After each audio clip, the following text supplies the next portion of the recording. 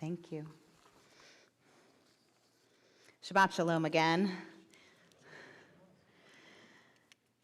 Seeing that we've had the opportunity as a community to celebrate two wonderful smachot, simchas, as we would say it in the English version, with an ofruf and a baby naming, I'd like to invite us for a moment to think about the relationships in our lives that are ideally the ones rooted in deep love, like that type of love held between two people, two spouses, significant others, or that of a parent to their child. And consider for a moment the moments that mark the full affirmation of those relationships. So for a couple in love, perhaps that happens first when I love you is shared to one another. Or for a couple getting married, maybe that happens under the chuppah, when each partner vows to take on that role of spouse to the other forever. And for a parent to a child, what marks the moment when they realize their role in the life of this other human being for the rest of their life? Perhaps that happens when they hold their child for the first time. These are moments that, if you've experienced them, are at once in time and out of time. Everything seems to stop and become very intense and expansive all at once. The holiness, the sacredness of those moments is palpable, and it is immersive. In a Jewish context, we might call these revelatory, unique moments Sinai moments, because they parallel the experience of our ancestors when they truly sealed their collective covenant and relationship with God with thunder and lightning and the beckoning sound of God's voice as they received Torah at Mount Sinai. We read that Torah portion just 2 weeks ago. But interestingly, an 18th century Torah scholar and Kabbalist, Rabbi Yonatan Eibschutz, proffers that Sinai was not actually the moment that sealed our relationship with God. Instead, he says, the true affirmation of the sacred relationship shared between the Jewish people and God was made manifest by means of the construction of the Mishkan, the tabernacle. So some of you are shaking your heads, which means you know what I'm saying when I say Mishkan or tabernacle. And some of you are like, please don't call on me, please don't call on me, I don't know what you're talking about. So, what is the Mishkan? What is the tabernacle? It's the first model of synagogue, really, that was given to God, which God gave to the Jewish people to build for God as a portable sanctuary, the only one in the wilderness. A sacred place that would go with them wherever they traveled so that the people could feel God's presence because God literally lived there. Good luck building that. So think about that for a moment. Instead of the blockbuster moment filled with the stuff of movies, literally, they've made movies about it, at Sinai, our covenant, says Rabbi Eibschutz, was made manifest on a construction site. As this week's Torah portion describes in detail, literally with piles of obscure building supplies and a hodgepodge mass of, let's be honest, not the most skilled construction crew putting it all together. This, the magical moment, affirming everything about our relationship. At Sinai, the heavens literally opened up for the greatest sound and light show on earth, leaving a nation mesmerized and awe-inspired. But if you take a closer look, you see that in the grand Sinai experience, the Jews, we were passive. We were recipients. We had everything handed to us on a silver platter. All we had to do was say, sounds good.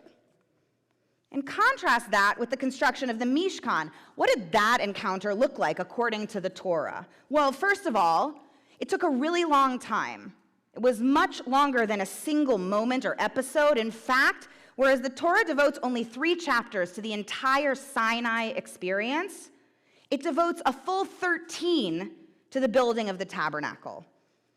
And unlike the passivity of the collective Jewish people at Sinai, for the building of the Mishkan, each individual took an active, personal, individualized role, as each person was instructed to donate from their own property the materials needed for building according to how their own particular heart moved them.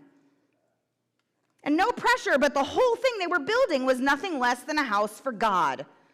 And the only thing being given to our ancestors in the process was the invitation to roll up their sleeves, show up day after day, to do notably unglamorous work with no help from anybody, including God, whatsoever. And it is this Mishkan moment, as it were, that our commentator asserts demonstrates the true actualization of the Jewish people and God's sacred relationship together. So this might seem strange at first, right? What do you want to make a movie of, Sinai or the Mishkan project? Sinai every time. And it's not so different in our lives, too. Where is it, if you think about it, where the real affirmation of our relationships comes, though? Isn't it really in those Mishkan moments more than the Sinai ones, where we find evidence of the most profound affirmation of covenant in our lives? In the unexotic, unromantic, longer chapters of our shared lives together? Isn't that where we really find what exemplifies unconditional, eternal love and what that can actually be?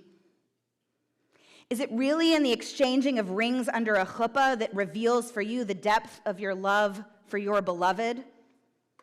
Or is that made manifest, truly manifest, when you stand by your life's love through a period of challenge, with work, with health, or even in your relationship, and come through on the other side?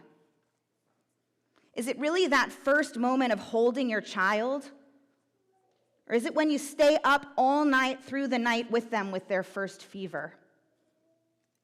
Those times for which there are no photographers or Hallmark cards, the moments that challenge us, that worry us, that frustrate us, that put us in places of discomfort.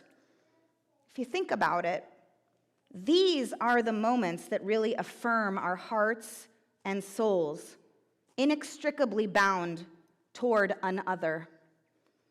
And these types of moments strengthen the foundations of our relationships so they're able to more readily endure and even grow from whatever challenges may come later. Interestingly, when God commands our ancestors to build the Mikdash, the verse in Torah from this week's Torah portion reads, Asuli Mikdash, do you know the rest of the words? Some of you might. V'shachanti b'tocham, really famous Torah words. They translate to, make for me a sanctuary, and I will dwell b'tocham. Now, b'tocham can mean among you, but it can also mean in you, within you. A Sinai moment might create an air of holiness that surrounds us, but it's a holiness that is situational, and it's fleeting.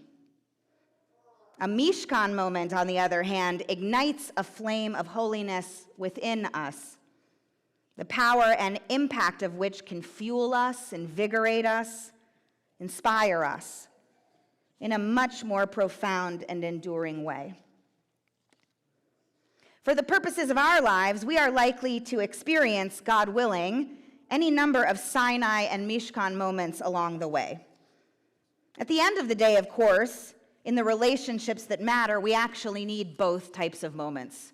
We want the Sinai moments. They're fantastic.